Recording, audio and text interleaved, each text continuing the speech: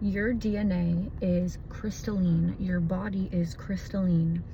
And what this means is the structure of something that is crystalline, so a crystal has a crystalline structure.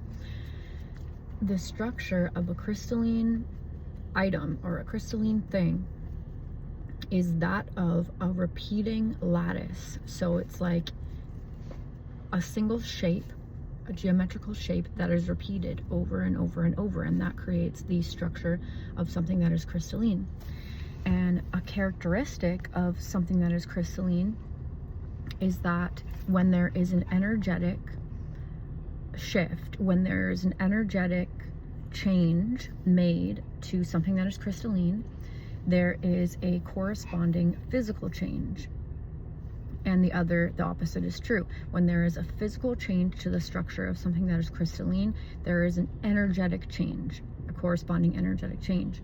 So an example of this is when you take a crystal, like let's use rose quartz as an example, and you throw it on the ground, you throw it on a cement floor, you will see, if the light is off, you will see a burst of light emitted from the rose quartz, because you have chipped off a piece of the rose quartz. So you've created a physical change, and you see the energetic change as a burst of light.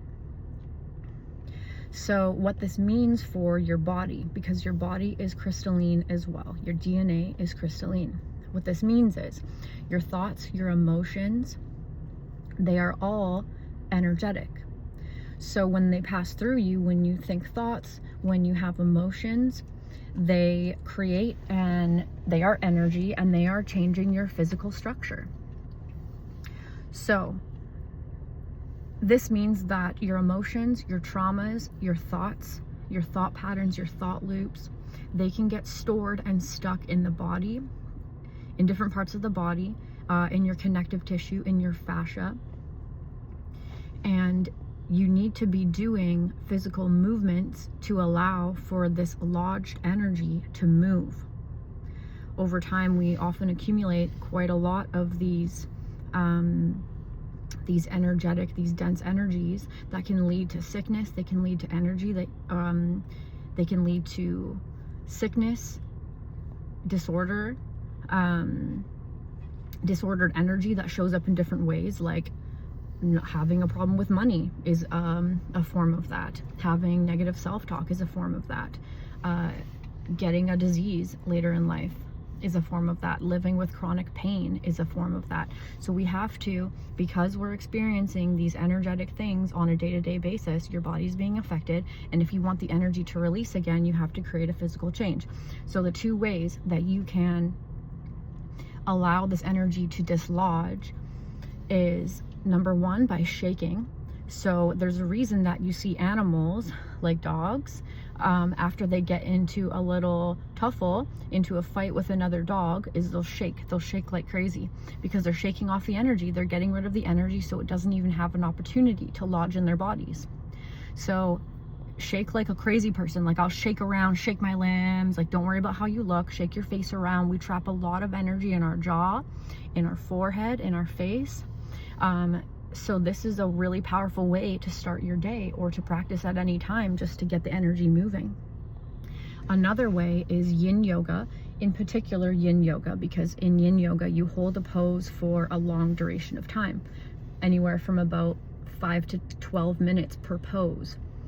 And you need this amount of time for your body to release the energy that is held in the connective tissue. And you'll experience that if you do a yin yoga class, or if you follow a YouTube video of yin yoga. You'll often have an emotional release, because you're letting things go. You're processing things. You're finally letting things release from your body. And your body needs a longer period of time to get into the connective tissue. So it might be at minute 11 that you really find your body relaxing, and you're in a passive pose. So you're often lying on the ground, and it takes an amount of time before that releases, but once you do, you're free. So be sure to incorporate movement into your daily practice, because we are energetic beings, and our energetic body and our physical bodies correspond with each other. They relate and interact with each other and your body is crystalline and it is magical. So get that energy moving in whatever way that calls to you. But shaking and yin yoga I highly recommend, because it's one of the only two ways that you're actually able to get rid of these emotions. And that's if we're not processing in the moment. And there's a lot of things that we haven't let process in the moment. We've kind of stuffed it down. But we do also have the ability to not allow things to get lodged in the first place. If we fully accept them, fully process them, fully feel them, then they can be gone in the first place and not have this accumulation. But oftentimes we do. So make sure you're adding movement to your daily practice.